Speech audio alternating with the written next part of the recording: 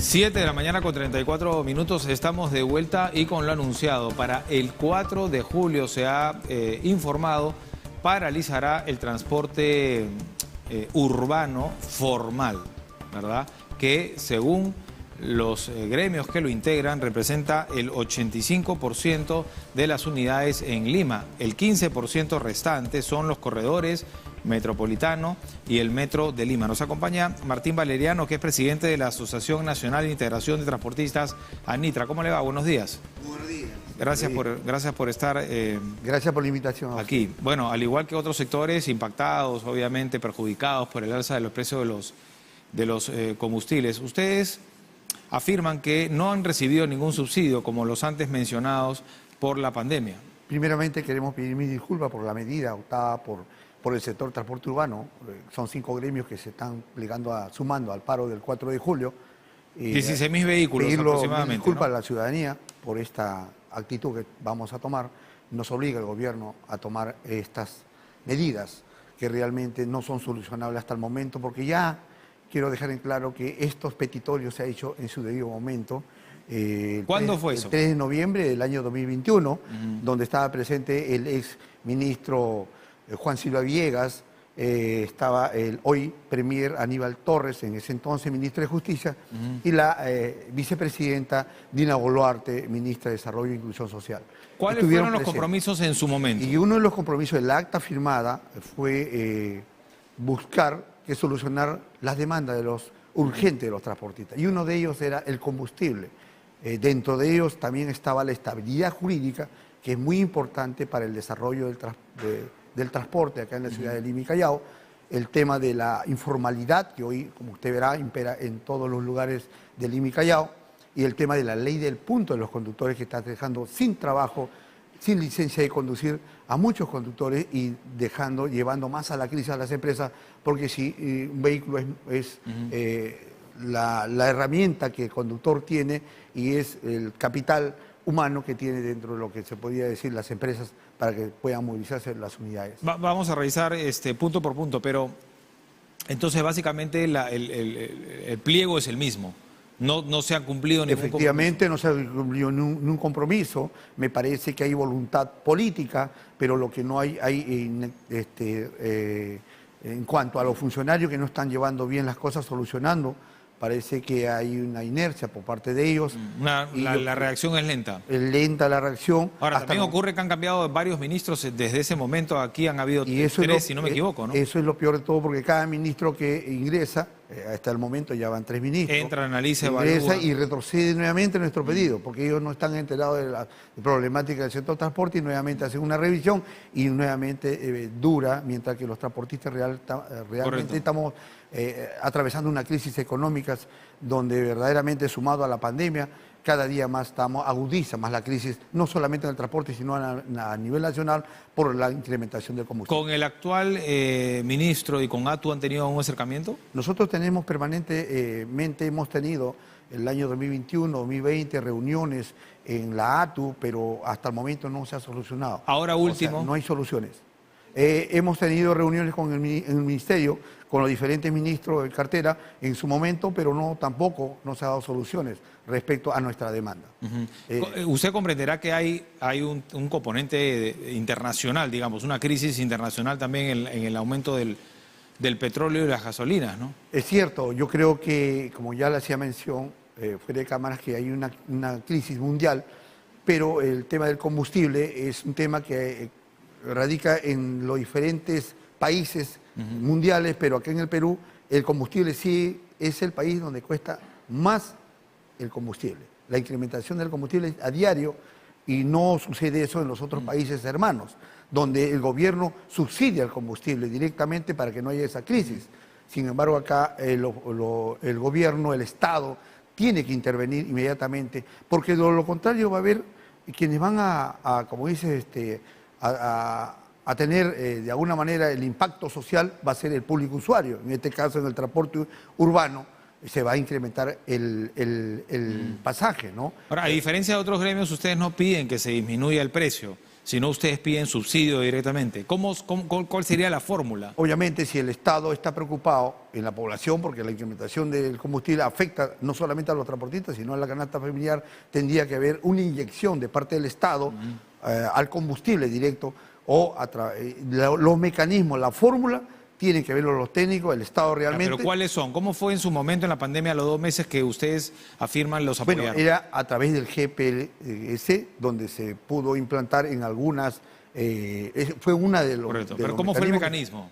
Bueno, por kilometraje, por recorrido de kilometraje. Por kilometraje y recorrido. En este caso, por ejemplo, si realmente el Estado tiene esa voluntad de hacer una inyección al subsidio, al transporte público, porque es una necesidad donde hay hay muchas demandas y hay un gran kilometraje de recorrido a diario por kilometraje, tendría que darse un sol, por ejemplo, ¿no?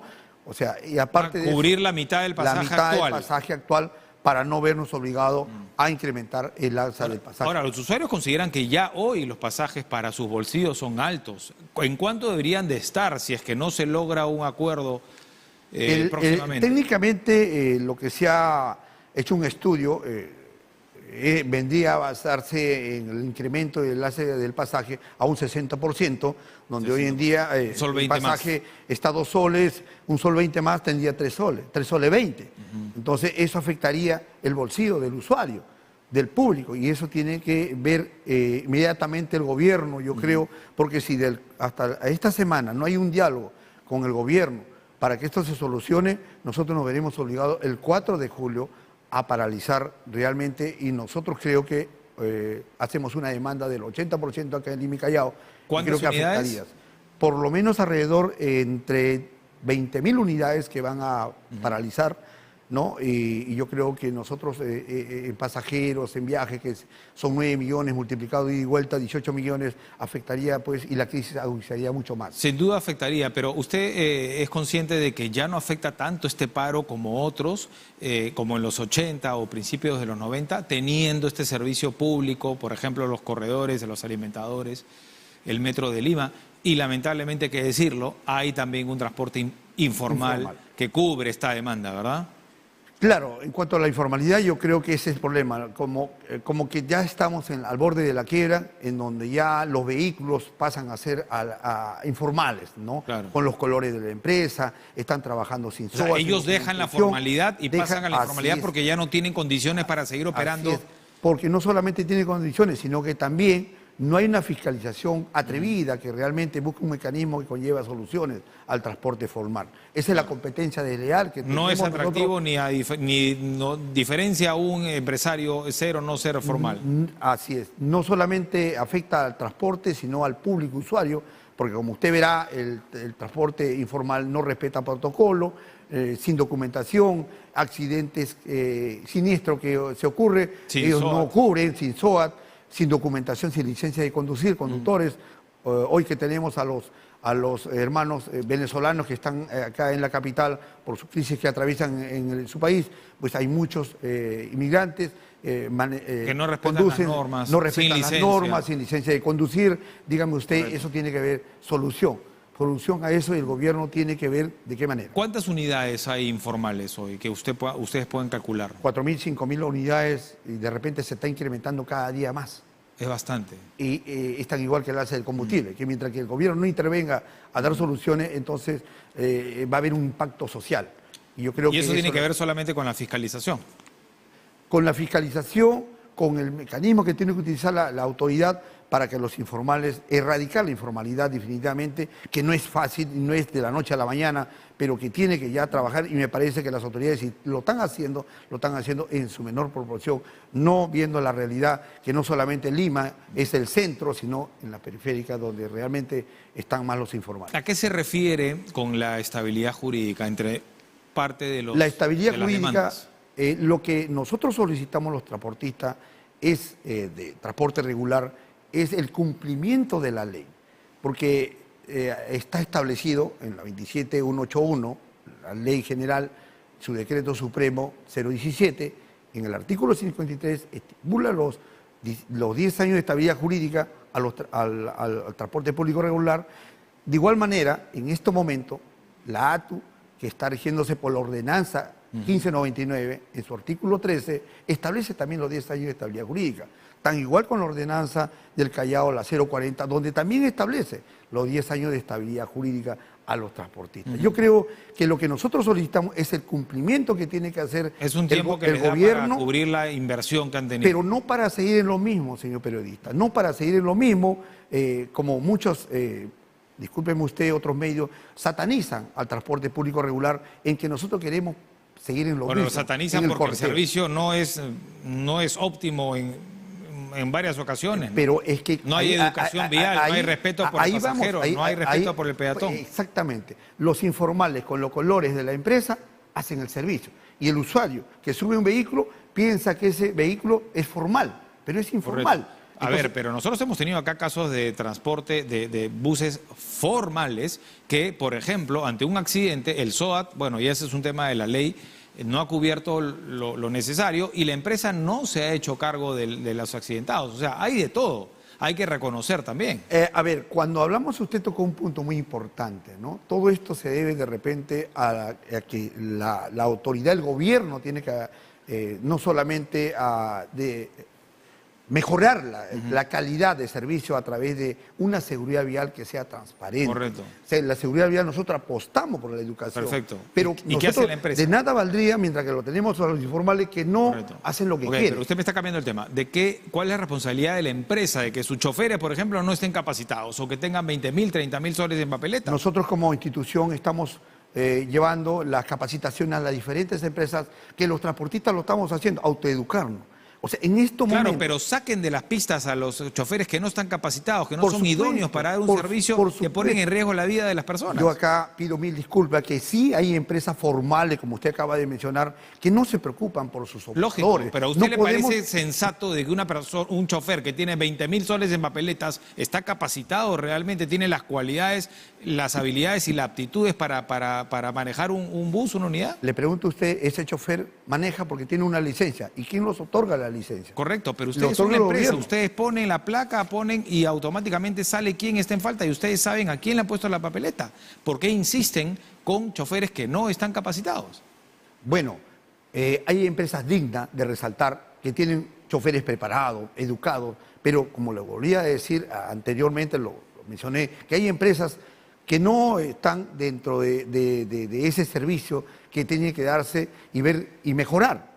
Por eso he pedido y pido mil disculpas al público usuario, porque sí, efectivamente hay empresas, lógico. pero también hay empresas rescatables. Claro que hay sí. empresas que sin tener la estabilidad jurídica están mejorando su patrimonio claro que sí. social. Pero este es de ida y vuelta, así como se exige también al Estado que los apoye, ustedes deben de internamente también mejorar en su servicio. La educación vial es fundamental. Choferes que no les da la gana de parar cuando ven escolares o cuando ven... bueno, escolares básicamente, los universitarios es difícil de detectar, pero para que paguen pasaje reducido. Y así hay muchísimos casos que le puedo mencionar. Vivimos una crisis tremenda donde nosotros también tenemos que contribuir a ese cambio, a ese mejoramiento, de servicio que sea de calidad al usuario, que se respeten las reglas, las normas. Y en este momento yo pido mil disculpas, que hay sí conductores, hay empresas que no están haciendo bien, pero hay empresas, conductores que sí. En este caso, por ejemplo, en los conductores tenemos esta ley 29365.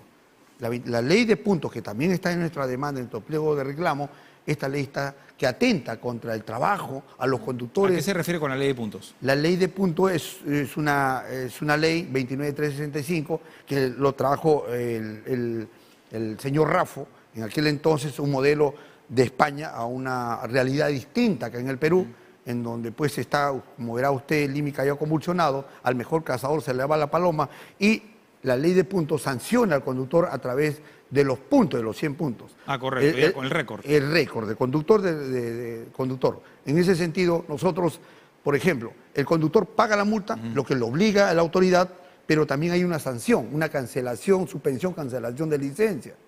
Y es más, el MTC, correcto, para revalidar la licencia, lo coacciona, paga, correcto, tu multa, mientras que todavía esa multa está en la vía administrativa o en la vía judicial, todavía no está sentenciado.